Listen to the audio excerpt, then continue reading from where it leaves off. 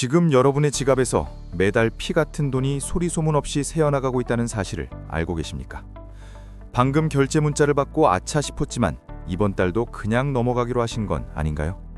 분명 지난주에 해지하겠다고 다짐해놓고 막상 해지 버튼을 찾다가 포기하신 적 있으시죠? 아니면 다음에 볼지도 모른다는 막연한 생각 때문에, 혹은 지금 해지하면 내가 즐겨보던 기록들이 다 사라질까봐 두려워서 망설이셨습니까? 여러분이 게을러서 그런 게 아닙니다. 여러분이 우유부단해서 그런 것도 아닙니다. 이건 철저하게 계산된 기업의 고도로 설계된 덫이기 때문입니다. 여러분이 넷플릭스나 유튜브 프리미엄 같은 구독 서비스를 쉽게 끊지 못하도록 심리학 박사들과 데이터 과학자들이 머리를 맞대고 만든 디지털 미로, 바로 다크 패턴이라는 녀석이 여러분의 뇌를 지배하고 있기 때문입니다. 여러분이 잠든 사이에도 기업들은 여러분의 무의식을 해킹해서 매달 꼬박꼬박 통행세를 걷어가고 있습니다. 이 끔찍한 족쇄의 비밀을 오늘 낱낱이 파헤쳐드리겠습니다. 반갑습니다. 돈의 흐름을 팩트로 꽉 채워드리는 기자의 시선, 양봉입니다. 구독 누르시고 저와 함께 이 교묘한 상술의 껍질을 한번 제대로 까보시죠. 우선 다크 패턴이라는 용어부터 정확하게 짚고 넘어가야겠습니다. 이게 단순히 사용자를 좀 귀찮게 하는 수준이 아닙니다. 사용자가 기업에게 이익이 되는 방향으로 행동하도록, 즉 비합리적인 소비를 하도록 유도하는 아주 기만적인 사용자 인터페이스를 말합니다. 쉽게 말해 여러분이 눈치채지 못하게 은근슬쩍 결제를 유도하거나 해지를 못하게 방해 공작을 펼치는 겁니다. 제가 취재하면서 만난 수많은 IT 업계 관계자들은 이걸 두고 리텐션 전략, 즉 고객 유지 전략이라고 포장하지만 사실상 소비자의 자유의지를 꺾는 기술이라고 봐도 무방합니다. 가장 대표적인 예시가 바로 로치 모텔, 즉 바퀴벌레 모텔 기법입니다. 들어갈 때는 마음대로지만 나갈 때는 마음대로 못 나간다는 뜻입니다. 넷플릭스나 여타 OTT 서비스 가입할 때를 한번 떠올려 보십시오. 가입 버튼은 얼마나 크고 화려합니까? 무료 체험 시작하기, 한 달 무료 같은 문구가 화면 가득 채우고 있고 클릭 한두 번이면 가입이 완료됩니다. 그런데 해지는 어떻습니까? 해지 버튼이 어디 있는지 한 번에 찾을 수 있는 분 계십니까? 설정 메뉴 깊숙한 곳에 숨겨져 있거나 아주 작은 글씨로 멤버십 관리라는 모호한 단어 뒤에 숨어 있습니다. 이게 우연일까요? 절대 아닙니다. 제가 데이터를 하나 보여드리겠습니다. 과거 미국의 한 소비자 단체 조사에 따르면 구독 서비스를 해지하려고 마음먹은 사용자의 약 20% 이상이 복잡한 해지 절차 때문에 중도에 포기한다는 결과가 있었습니다. 기업 입장에서는 해지 버튼을 찾기 어렵게 만드는 것만으로도 전체 매출의 상당 부분을 방어할 수 있다는 계산이 서는 겁니다. 심지어 어떤 해외 사이트는 계정 삭제를 하려면 고객센터에 직접 전화를 걸거나 이메일을 보내야만 가능하도록 만들어 놓기도 했습니다. 21세기에 이게 말이 됩니까? 하지만 이게 바로 그들이 노리는 마찰 비용입니다. 귀찮음을 유발해서 여러분의 돈을 지키는 겁니다. 자, 여기서 조금 더 깊이 들어가 보겠습니다. 단순히 해지 버튼을 숨기는 게 다가 아닙니다. 여러분이 넷플릭스를 보다가 드라마가 끝나면 어떤 일이 벌어집니까? 5초 뒤에 다음 화가 자동으로 재생됩니다. 여러분은 이게 사용자의 편의를 위한 기능이라고 생각하십니까? 천만에요. 이건 여러분에게서 그만 볼까라는 판단을 내릴 시간을 박탈하는 기능입니다. 인간의 뇌는 기본적으로 현상 유지를 선호하는 경향이 있습니다. 가만히 있으면 다음 화가 나오는데 굳이 리모컨을 찾아서 정지 버튼을 누르는 수고를 하지 않는다는 겁니다. 행동경제학에서는 이를 디폴트 옵션의 힘이라고 부릅니다. 기본 설정을 무엇으로 해두느냐에 따라 사람들의 행동이 완전히 달라진다는 것이죠. 기업들은 여러분이 밤새도록 시리즈를 정주행하게 만들어서 내가 이 서비스를 아주 잘 이용하고 있다는 착각을 심어줍니다. 사실은 여러분의 소중한 수면 시간과 시간을 갉아먹고 있는 건데도 말입니다. 그렇게 서비스에 락인, 즉 묶여버리면 해제하는 건 더더욱 어려워집니다. 그리고 또 하나, 손실 회피 성향을 아주 교묘하게 건드립니다. 여러분이 해지 버튼을 어렵게 찾아서 눌렀다고 칩시다. 그러면 그냥 해지해주나요? 아닙니다. 정말 해지하시겠습니까? 라고 물으면서 지금 해지하면 당신이 찜해둔 컨텐츠 목록이 사라집니다. 혹은 당신을 위한 맞춤형 추천 기능이 사라집니다. 라며 겁을 줍니다. 마치 여러분이 소중한 무언가를 잃어버리는 듯한 공포심을 자극하는 겁니다. 사실 그거 다시 가입하면 언제든 복구되는 데이터일 뿐입니다. 하지만 인간은 100원을 얻는 기쁨보다 100원을 잃는 고통을 2배 이상 크게 느낀다는 심리 법칙을 그들은 너무나 잘 알고 있습니다. 제가 과거 취재했던 사례 중에 헬스장 비즈니스 모델을 한번 예로 들어보겠습니다. 헬스장이 돈을 버는 대상은 매일 나와서 열심히 운동하는 회원이 아닙니다.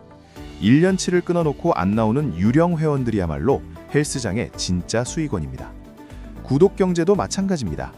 기업들이 가장 좋아하는 고객은 메일 서비스를 이용하며 서버 비용을 축내는 헤비 유저가 아니라 자동 결제만 걸어놓고 접속조차 안 하는 여러분 같은 유령 구독자입니다.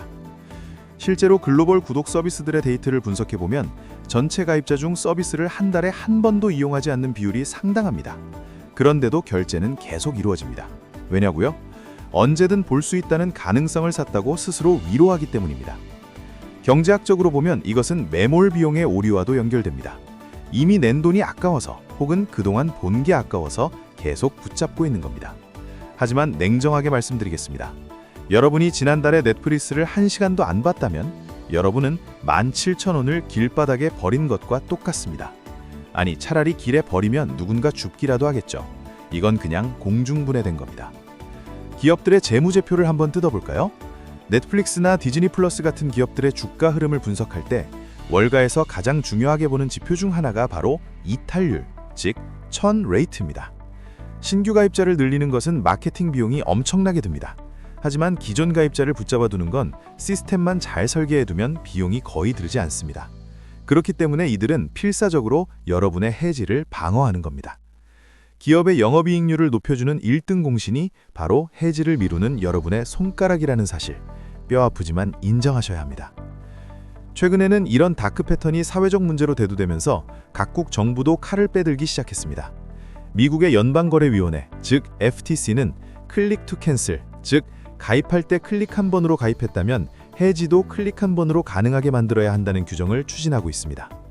한국의 공정거래위원회도 마찬가지로 구독 서비스의 교묘한 상술에 대해 제재를 가하고 있습니다. 하지만 법이 기술을 따라가는 속도는 항상 느립니다. 기업들은 규제가 생기면 또 다른 방식으로 더 교묘하게 여러분의 심리를 파고들 겁니다. 예를 들어 가격 정책을 복잡하게 만드는 것도 일종의 전략입니다. 베이직, 스탠다드, 프리미엄으로 나누고 미끼 상품을 배치해서 비싼 요금제를 선택하게 만드는 유인 효과 들어보셨을 겁니다. 광고형 요금제를 출시해서 저렴한 척하지만 결국은 여러분의 시간을 광고주에게 파는 셈입니다. 무료 체험 기간이 끝나기 전에 알림을 주지 않고 바로 결제해버리는 관행도 여전합니다. 이 모든 것이 여러분을 수동적인 현금 인출기로 만들기 위한 설계입니다.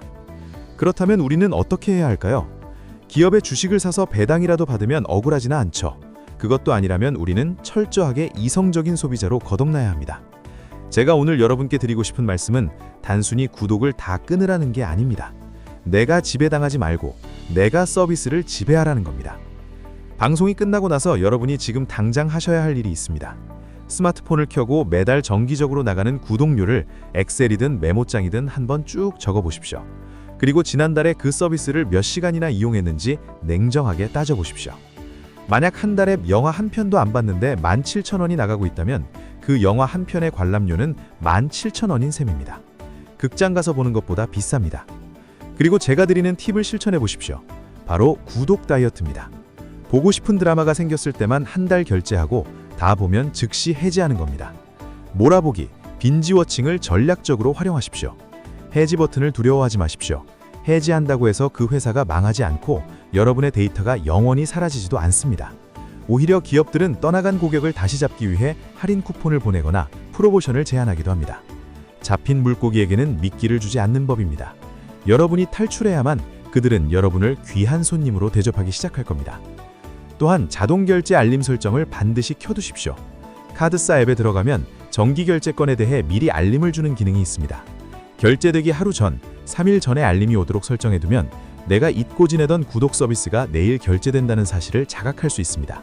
그때가 바로 의사결정을 할 수 있는 골든타임입니다. 자본주의 시장은 냉혹합니다. 기업은 이윤 추구가 목적이고 그 과정에서 소비자의 심리적 약점을 파고드는 것은 그들의 생존 전략입니다. 그걸 탓하고만 있을 수는 없습니다. 우리가 똑똑해지는 수밖에 없습니다. 내 돈은 내가 지켜야 합니다. 감정에 휘둘리지 말고 귀찮음에 지지 말고 숫자로 판단하고 행동하십시오. 다음 달에 끊지 뭐 라고 생각하는 순간 이미 여러분은 1년치 구독료를 헌납하신 겁니다. 오늘 제 이야기가 조금 불편하게 들리셨을 수도 있습니다. 하지만 누군가는 해야 할 이야기였습니다.